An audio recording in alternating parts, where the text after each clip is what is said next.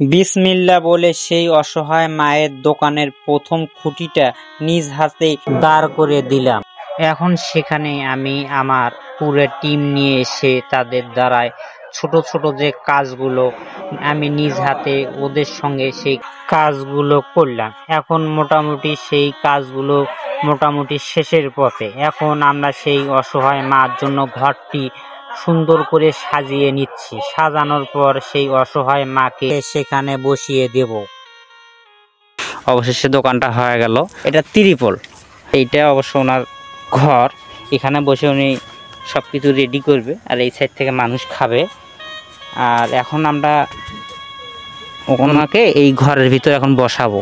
বসে ওনাকে দেখি ওনার সঙ্গে দুটো কথা বলি। চাচি আসেন। আসসালামু আলাইকুম। ওয়ালাইকুম সালাম। ভালো আছেন আপনি? হ্যাঁ ভালো আছি বাবা। এটা ঘরটা কার? আমার। আপনার? হ্যাঁ। তো এটা আপনি এরকম একটা ঘর চাইছিলেন? হ্যাঁ হ্যাঁ। মানে যেখানে বসে না ভাগা টাকা বেচতে পারি। হ্যাঁ। তো এখন আপনার কি ঘরটা পছন্দ হয়েছে? হ্যাঁ হয়েছে। ঘরটা পছন্দ হয়েছে? হ্যাঁ। তো আপনি এখন এখানে বসে আপাতত ভাগা বিক্রি করেন।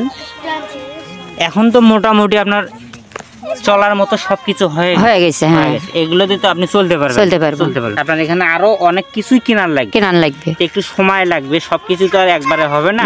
না একবারে তো হবে না। আপনি এগুলো দিয়েই চালানোর পর দেখি আপনার জন্য আর একটু কিছু করা যায় নাকি।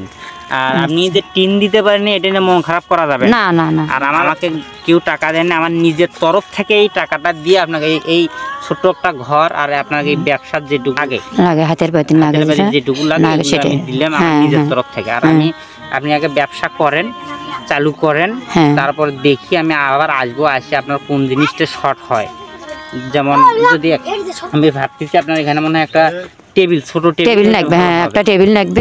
যদি একটা টেবিলের ব্যবস্থা করা যায়, তারপরে আর কি টুকিটাকি যে জিনিসগুলো লাগবে আমি একটা ব্যবস্থা করার বুদ্ধি করতেছি। ঠিক আছে, আপাতত এরকম ভাবে চালান লাগবে। একবারে কিন্তু নিজের ব্যবসা প্রতিষ্ঠানে বসছেন। এখন কি আপনি খুশি হয়েছেন? খুশি বাবা, আমি খুশি। মন থেকে বললেন? হ্যাঁ মন থেকে বলতে পারবেন। এই ব্যবসা চালান যাবে, কি দিয়ে চালান যাবে?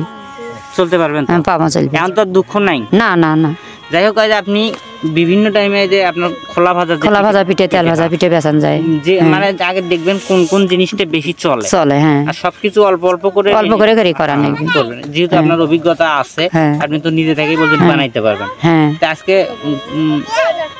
আজকে আপনি যেগুলো করছেন এগুলো আজকে আর মনে বিক্রি করবেন। হ্যাঁ, এগুলো যেহেতু এগুলো আপনি আজকে বিক্রি করবেন। না আপনি কি খুশি মন থেকে? হ্যাঁ খুশি বাবা। হ্যাঁ মন থেকে বলছি খুশি। খুশি? হ্যাঁ। সত্য বললেন? হ্যাঁ সত্যি বলছি। ঠিক আছে, তো দোয়া করিয়ে না। আচ্ছা ঠিক আছে।